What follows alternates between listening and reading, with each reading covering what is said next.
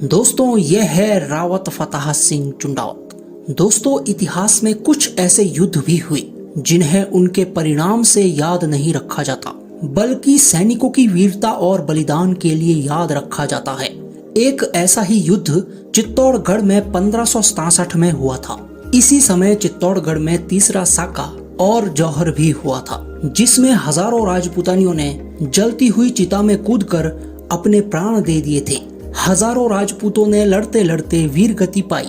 उस समय उन राजपूतों में एक ऐसे भी वीर थे जिनकी उम्र केवल 16 वर्ष थी, परंतु युद्ध कौशल की ऐसी निपुणता कि स्वयं महाराणा उदय सिंह ने इस युवक को चित्तौड़गढ़ के युद्ध में राजपूती सेना का सेनापति बनाया था। अकबर बादशाह ने इस नौजवान की वीरता को देखकर आगरा के किले में हाथी के ऊपर इस नौजवान की मूर्ति बनवाई थी।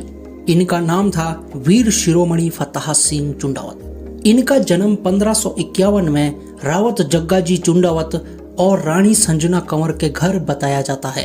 मेवाड़ के वीर राजपूत महाराज चुंडा की वंशावली में इनका जन्म हुआ था।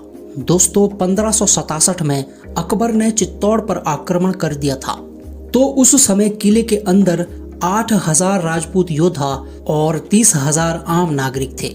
अकबर चित्तौड़ के किले को जीतना चाहता था, लेकिन चित्तौड़ के किले को जीतना इतना भी आसान काम नहीं था। हालांकि अकबर की सेना तकरीबन 60,000 थी, लेकिन चित्तौड़गढ़ दुर्ग काफी ऊंचाई पर स्थित है।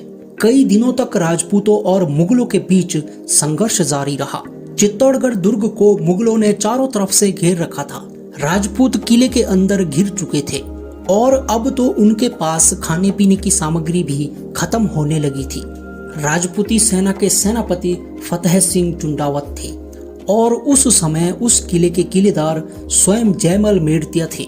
जो मेड़ता के राजा थे, महाराणा उदय सिंह ने वह किला उस समय उनको सौंपा था और खुद वहां से जा चुके थे।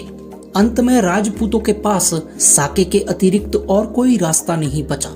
किले के अंदर हजारों राजपूतानियों ने जौहर कर लिया।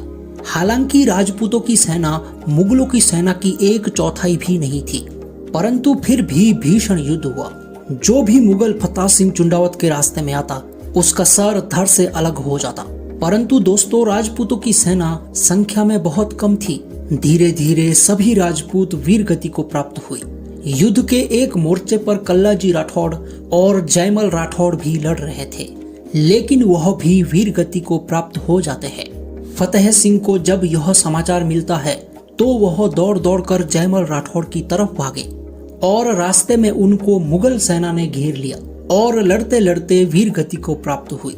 ऐसा भी कहा जाता है कि फतेह सिंह की मृत्यु गोली लगने से हुई थी और ऐसा भी कहा जाता है कि फतेह सिंह की मृत्यु हाथी के नीचे कुचलवा कर हुई थी।